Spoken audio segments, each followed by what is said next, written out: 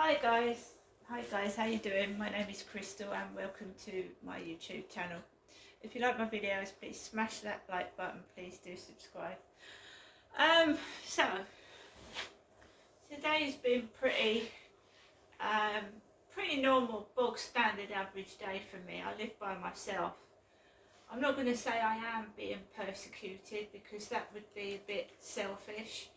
I would say I think I'm being persecuted for something I haven't done, or for some other reason. So because I won't give in to blackmailers and bullies' demands, I live a solitary life, but I'm quite happy to do so, so they're not getting anything out of it.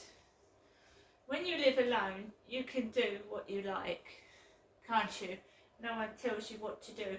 You might go outside and experience a bit of, like, I experienced trouble in the shops, trouble down the street, usually drunk junkies, smoking drugs and things like that, and bullies in the shops, and people trying to keep me indoors because they don't want the truth to come out. Let's face it, that's all it is.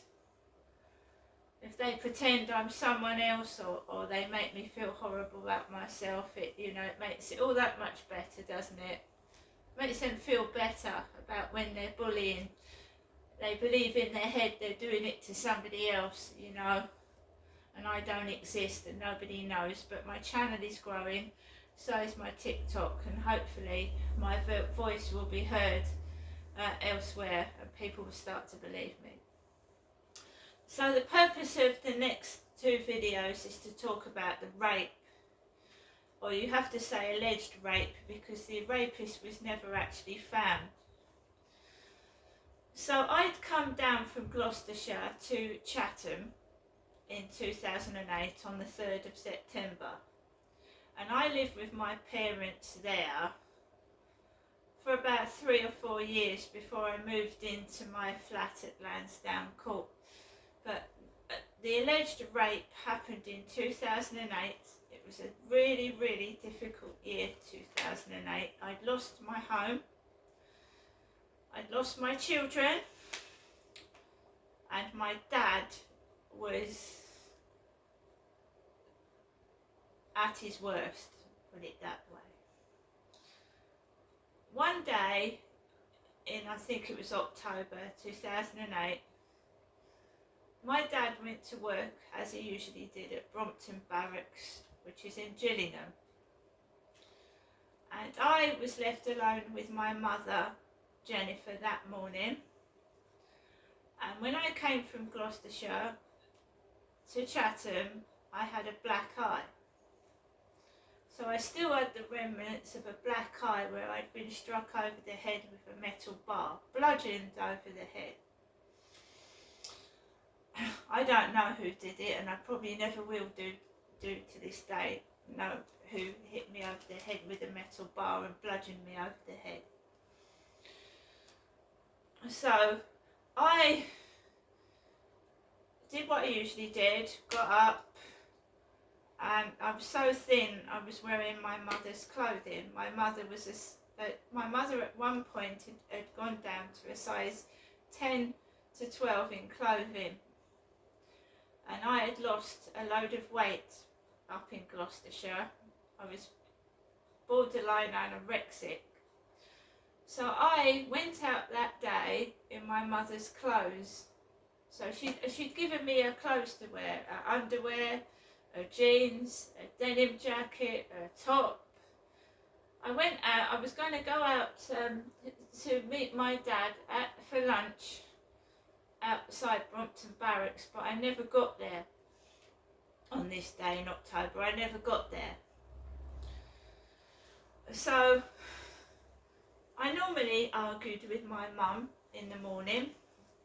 She used to rant and rave about Ben, her Asian mental health nurse. She used to sit on the steps of Victoria Road and ramble on about Ben before I went out.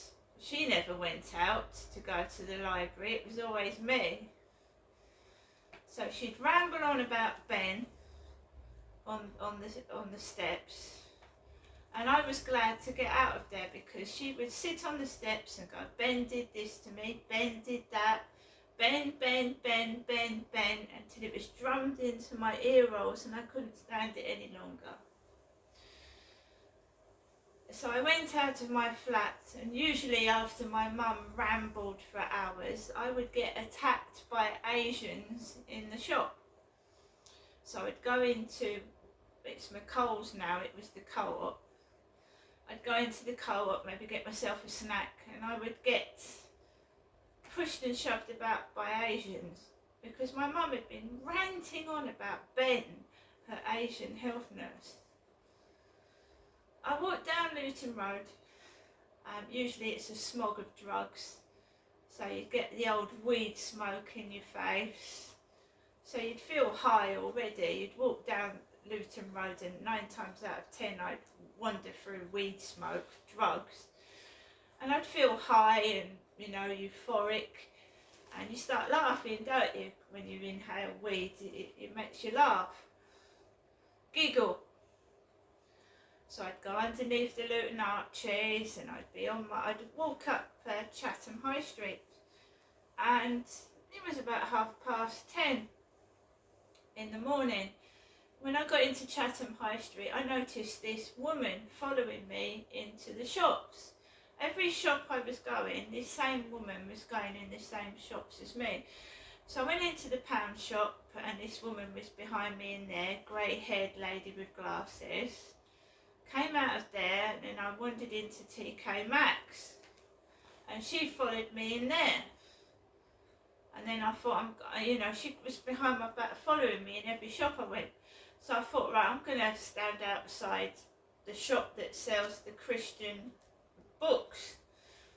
And she walked past me and went off because I didn't actually go in the shop. But every shop I was going in, this woman was behind my back. I felt like I was being followed. I'm not saying I was. I'm saying I felt like I was being followed. After I shifted this woman, got rid of her, shook her off, I went into Wilko. And at that time I was drinking Coca-Cola. I don't drink it anymore, not the full sugar one. I was drinking Coca-Cola. So I got about 2 or 3 cans of Coca-Cola and I got myself a sandwich. And I thought, what I'm going to do is I'm going to sit on a bench near the library and I'm going to kill some time until it's time to go and meet my father Derek. Because my mother never went to meet my father at Brompton Barracks. She always stayed behind at home. It was me that went to see my dad. And he actually got me a pass into Brompton Barracks, which I took a photograph of, a picture of me in 2008, a pass that allowed me entry into Brompton Barracks. My mother never had one. So I went and sat down at a bench opposite the library, and I was feeling, I had a black eye, I was very, very skinny, and I had trouble swallowing food. So I was really sore in the throat. So I was chewing my sandwich, and I had my mobile phone on my hand, and a dating site came up with its happy hour. And it was free. Dating was free for this happy hour. So Daz had texted me. I was sat on the bench and I'd had a message that Daz, short for Darren, had texted me. So I ignored that, carried on eating my sandwich, and there was 3 Indians. Remember that my mum had ranted on about Ben, her Asian mental health nurse. So there was 3 Indian men surrounding a tree, and then they wandered off. So about 11 o'clock in the morning, when it should have been quite busy near the library, everybody had dissipated, they'd gone. I remember hearing 999, I don't know whether it was fire, ambulance or police, 999 sirens going off because my mother had said my dad was Lucifer, Satan. So I heard like sirens going off, and I'm sat on the bench and I laughed to myself because I thought my mother was joking. I thought it was a joke she was making, that Derek was the devil. I thought it was a joke. So I just happened to turn around and I saw this young man, and he had short hair, like tracks down it, like a tennis court tracks down his hair, and he was a different colour than me. He was brown. I can't make out now what nationality he was, whether he was mixed race or an Asian young man, but he was certainly about 20-25 years younger than me, and he was waving, and I thought, he can't be waving at me. You know, I'm old enough to be his mother. He can't be waving at me. And he started speaking in French. I thought, oh my God, who's this? I love you, he said. I thought, what? And I went, you talking to me? He went, yeah. And he actually came over and he physically touched me on my breast. He had a leather jacket on and a pair of jeans. I was very skinny myself then, and I was also a little bit like wary. And he went, you come to Gravesend with me now. I went, no, I'm not coming to Gravesend with you now. On the bus, I have a flat in Gravesend. You come now to Gravesend with me. I went, no. And I actually said, I can hardly breathe. I'm not going on a bus with you anywhere. And he went, you walk. And I started to get like, what? What's going on here? He went, we walk. I went, no, I'm fine. I'm fine. Walk. So I got up and we started walking down. This was Chatham Library opposite. So he started walking me down towards the Command House pub where my brother-in-law worked at that time. He sang karaoke. He had a karaoke van. It was red. And he used to sing karaoke underneath a canopy outside the Command House pub. And this guy was pushing me towards where my brother-in-law used to play karaoke. So I thought, what's going on here? And I'm not going to go into a great massive detail because that's my personal business. But he, I have to say allegedly, raped me just beyond where my brother-in-law did his karaoke. And I used to walk past it almost every day when I used to go to the library afterwards, because the police had told me not to go there. And they told me, you're not to go there, what's your business going there? I said, well, it helps me, So I was allegedly raped in Chatham in 2008. I'd gone through the most horrific year. I'd lost my home, I'd lost my children, I'd lost everything. And one of my sons contracted cancer, and I wasn't told till he was in hospital, and then he was due to come out. I hadn't even been told that my son had cancer. So I battled a lot of stuff in 2008, right?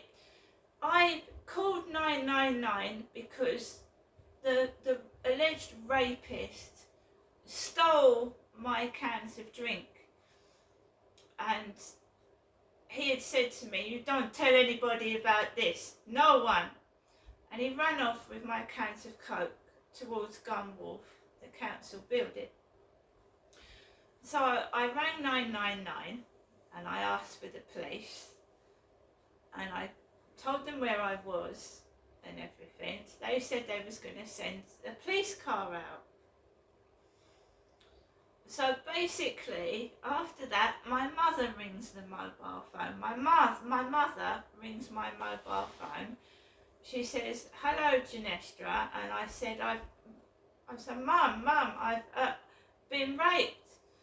I said, "I've just called the police." She said, "Oh well, James Green, your son's social worker, has just rung me up on the phone and he wants to speak to you." So I said, "Well, I can't speak to him, I'm waiting for the police." So a little later on, a police car came out with typical copper, male, on his own, and he said, "Well, you must have encouraged him. I mean, why did you walk off with him for?" And he said, "I'm going to have to get someone else out to you." He said, "Stay there and we get someone out to interview you in the Command House pub." And so he drove off after saying basically he thought I deserved it. And I waited and waited. I was in shock. And a plain car, I think it was a black car, came out, and these did not seem to be dressed like police officers to me. So I remember that my mother had ranted on about Ben, her mental health nurse, before I'd gone out, and I was going out to meet my father, Derek, and all the males seemed to be Indians, Asians. So this black car turns up outside the Command House pub in October 2008. This really, really big blonde woman gets out of the car, along with an Asian policeman called Peter Bell. Another Asian man called Peter Bell. I'm going to have to do this in 2 parts, so I do as much as I can, but I'm going to have to do it in 2 parts. So they get us out of the car. I'll never forget it. The blonde woman is wearing tight shoes. Her feet are fat, so the flab is hanging out of her black shoes.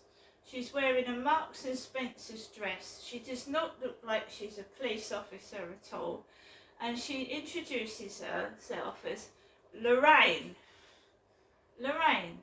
The male Asian who's supposed to be a police officer is dressed in like plain clothes. And he says he's Peter Bell. I'm taken into the Command House pub, and it's the female that speaks to me. I think that the male copper stays to the background. And she's asking me questions, and I just remember distinctly telling her all about what my dad had been doing to me. And she said to me, "Well, perhaps Derek isn't your real father. Perhaps he isn't your real father." That's what she said to me. She said to me, she noted it all down in like a W.H. Smith book. You know, those, just this bog standard W.H. Smith like notebook. And so she was noting down everything I was saying. What were my parents' names? Where did I live? All the incidents. She wrote it all down, and then she got on the phone to who she said was her boss. And apparently they said that I should get checked out. You know, get checked out. So they said the nearest place to have a rape assessment was the Damont Valley Hospital in Dartford, which was a 45-minute journey away. and I was instructed not to eat or drink anything because I would need to have a urine test. So I couldn't eat or drink for a couple of hours. And they began to eat and drink in front of me. I was told I was starving, and I was thirsty. I was told I couldn't eat or drink anything. I happened to have some chocolate bars in my bag that I'd got from Wilko. I think they were Penguins or some kind of like chocolate bars, and they said you can't eat those. But they began to eat and drink things in front of me. Both these police officers did. And so they said, we've got to drive you home first. We've got to drive you home first to get a change of clothing, because we're going to need to take the clothes you're wearing and put them in evidence bags for the court case. That's what they told me. So they drove me back to Victoria Road outside my mum and dad's house, whereupon my mother comes rushing out of the house, frantic, you know, acting like a maniac, yelling, shouting, and the police said to me, is your mum dangerous? I went, no, she's not dangerous, she's just obviously upset. So they said, is your mother dangerous? So the police came into the house, and I went upstairs to get a change of clothing, and I said, Mum, can you come with me? I went, can you come with me? She went, no, I've got to look after your father, Derek. So she had to look after my dad. I said, well, you know, can't you tell Dad, you know, what's happened? She went, no. This was before my dad had a heart attack and got dementia. He was working at Brompton Barracks. He was quite capable to look after himself. But she would not come with me. Because I had to have an intimate body, like, you know what they do. I had to have DNA swabs taken from intimate places, and my mother wouldn't come with me for support. She wouldn't come.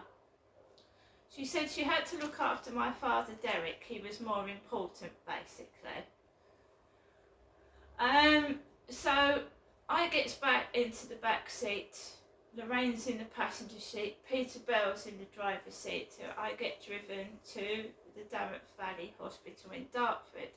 Now that's the first part of the alleged rape, and then I'm going to go on to the second part.